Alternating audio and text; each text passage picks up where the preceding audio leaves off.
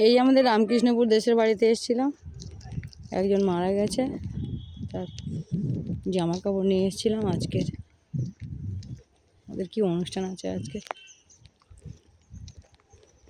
ক্ষৌরক্রিয়া না কি বলে, যাই হোক একা একা হেঁটে হেঁটে যাচ্ছি, তাই বলে কি করব,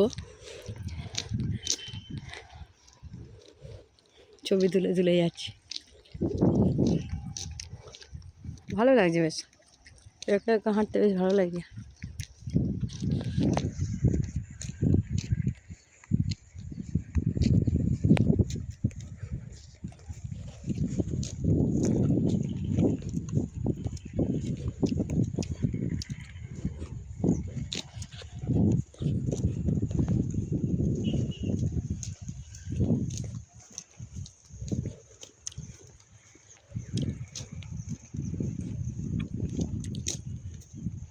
গ্রামের ব্যাপারটাই আলাদা, রাস্তা দুধারে গাছ, এইদিকে মাঠ, ধান কেটে নিয়েছে সবাই, ফাঁকা মাঠ। ওইদিকে বাইকে করে উত্তম আসছে, ওর বাইকে করেই যাব,